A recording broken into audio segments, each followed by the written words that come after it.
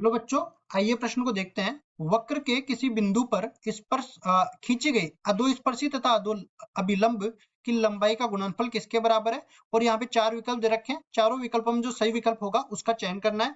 तो प्रश्न को हल करने से पहले इसकी मुख्य अवधारणा के बारे में चर्चा कर लेते हैं। मुख्य अवधारणा इसमें हम लोग ये पढ़ने वाले हैं कि अधोलंब और अधोस्पर्शी की लंबाइयां वैसे तो हमें याद होनी चाहिए और ये भी पता होना चाहिए कि निकालते कैसे हैं। मान लो कि ये कोई वक्र दे रखा है, इस वक्र के ये बिंदु को उठाया और इस पर हमने खींच दी स्पर्श रेखा, और फिर इसी बिंदु पर हमने खींच दिया इस पर अभिलंब। तो हम लोग जानते हैं स्पर्श रेखा और अभिलंब एक दूसरे के लंबवत होते हैं।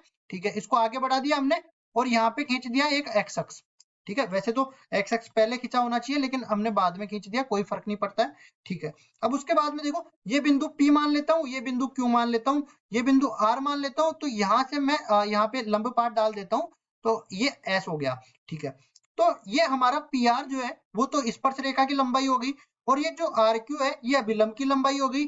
PS जो है मतलब प्रक्षेप डाला स्पर्श रेखा से, तो ये अधोस्पर्शी हो गई, और ये अभिलंब पे प्रक्षेप डाला तो SQ जो है ये अधोलंब हो गया। ठीक है, अब इनकी लंबाइयां कैसे निकालेंगे वो भी हम लोग देख लेते हैं। आर के निर्देशांक अपनी तरफ से मान लेते हैं x1, y1, और इस वक्र का समीकरण y बराबर में fx मान लेते हैं। ठीक है जी, और यहां से देखिए, अगर मैं s के निर्देशांक निकालना चाहूं तो ये बन जाएगा x1, 0 के बराबर। ठीक है, अब देखिए हम लोग आगे बढ़ते हैं और यहाँ पे हम लोग बोल देते हैं कि dy बटा dx, और यहाँ पे बिंदु रख देंगे कौन सा, x1, y1, तो ये बराबर हो जाएगा m के, और m स्पर्श रेखा का ढाल आ जाएगा। और हम लोग ये भी जानते हैं यहाँ पे इसको बोल देते हैं स्पर्श रेखा का ढाल, स्पर्श रेखा का ढाल, स्पर्श रेखा का ढाल हो गया। अगर मेरे को अभिलंब का ढाल भी निकालना है तो हम लोग जानते हैं कि अभिलंब का ढाल और स्पर्श रेखा का ढाल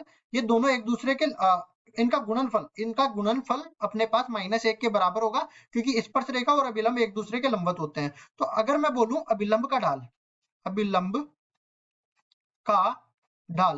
का ढाल किसके बराबर होगा, -1/m के बराबर होगा। अब देखो स्पर्श रेखा और अभिलंब दोनों का समीकरण हम लोग निकाल सकते हैं, तो हम लोग बोलेंगे स्पर्श रेखा का समीकरण, स्पर्श रेखा का समीकरण किसके बराबर हो जाएगा। देखो एक बिंदु ढाल रूप से निकालेंगे तो y - y1 बराबर में m गुणा में x माइनस में x1, और इसी तरह अभिलंब का ढाल भी अभिलंब का समीकरण अभिलंब का समीकरण किसके बराबर हो जाएगा। देखिए इसको भी लिखते हैं हम लोग, y माइनस में y1 बराबर में -1/m गुणा में x माइनस में x1, इस तरह से अपने पास आ जाएगा। अब देखिए हम लोग आगे बढ़ते हैं और यहाँ से देखो r के निर्देशांक हमें पता है, s के पता है, p और q के निर्देशांक हम लोग निकाल सकते हैं। p के लिए क्या करेंगे, यहाँ पे लिखते हैं p के लिए हम लोग कर देंगे कि ये जो स्पर्श रेखा है इसमें x अक्ष को किस बिंदु पर काटती है, तो वहां y निर्देशांक 0 होगा। तो यहाँ पे हम लोग क्या करेंगे, स्पर्श रेखा का समीकरण है y माइनस में y1 बराबर में m गुणा में x माइनस में x1, तो y बराबर में 0 रख देंगे, तो यहाँ पे क्या बनेगा, माइनस में y1 बराबर में m गुणा में x माइनस में x1। तो ये पूरा कुल मिला के बन जाएगा माइनस में y1 बटा में m और ये प्लस में x1।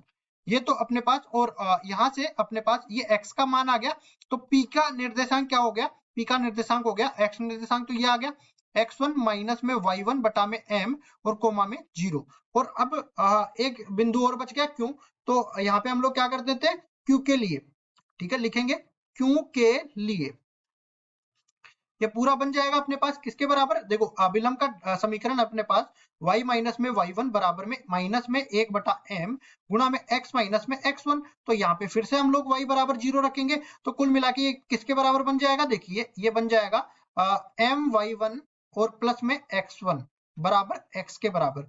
तो ये q के निर्देशांक क्या बन गए, q के निर्देशांक बन गया अपने पास x1 प्लस my1 और कोमा में 0 के बराबर। अब देखिए हमें तो मान किसका निकालना है, एक तो PS का मान निकालना है, एक SQ का मान निकालना है। तो यहाँ पे पहले तो दोनों को रख देंगे, P का मान किसके बराबर आया, x1 माइनस में y1 बटा m, तो लिखेंगे इसको x1 माइनस में y1 बटा में m कोमा 0 के बराबर, इसका निर्देशांक आ गया। और ये किसके बराबर आया, x1 कोमा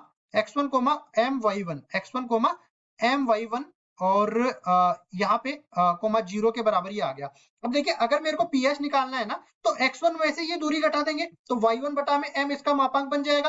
तो यहाँ पे हम लोग बोलेंगे PS का मान, PS जो कि अधोस्पर्शी है, अधोस्पर्शी को हम लोग निरूपित करेंगे सब टेंजेंट मतलब ST से। तो ये किसके बराबर आ जाएगा, ये देखिए y1 बटा में m इस पूरे के मापांक के बराबर आ जाएगा। इसी तरह अगर मैं QS निकालना चाहूं तो ये अधोलंब है, मतलब SN मतलब सब नॉर्मल जिसको बोलेंगे, तो ये किसके बराबर आ जाएगा, देखिए यहाँ से x1 प्लस my1 में से x1 घटाएंगे तो my1 बच जाएगा। तो ये अपने पास किसके बराबर आया, my1 इस पूरे का मापांक। अब हमें बोला गया है कि इन दोनों का जो गुणनफल है, इन दोनों का गुणनफल किसके बराबर होने वाला है, तो गुणनफल करके देख लेते हैं। देखिए LST गुणा में LSN ये बराबर किसके आया, y1 बटा में m गुणा में m गुणा में y1। तो यहाँ से m से तो m कट जाएगा और ये पूरा y1 की घात 2 बन जाएगा। हम लोग ये मान के चलते हैं कि ये दोनों ही जो है धनात्मक है। तो इन दोनों का गुणनफल जो होगा हम लोग इसको p से निरूपित कर देते हैं, इनके दोनों के गुणनफल को। तो p बराबर आ गया y1 की घात 2 के बराबर, और यहाँ से हमें बोला गया है कि ये किसके बराबर है, तो भुजा अक्ष का वर्ग। तो यहाँ पे देखो भुज अक्ष का वर्ग, यहाँ पे ये y1 का वर्ग आ गया ना, तो इसको बोलते हैं y1 को कोटि बोलते हैं, y1 को कोटि बोल देंगे और x1 को बोल देंगे भुज। तो ये किसका वर्ग आ गया, कोटि का वर्ग आ गया। तो यहाँ से हम लोग देखो भुज अक्ष का वर्ग ये तो गलत हो गया, कोटि अक्ष का वर्ग ये सही हो गया, बिल्कुल अचर तो नहीं है और इनमें से कोई नहीं, ये गलत हो गया। तो यहाँ हमारे पास कौन सा विकल्प सही हो गया, बी विकल्प सही हो गया, और यही हमारा उत्तर है। आशा करता हूँ ये सवाल आपको समझ में आया होगा। धन्यवाद।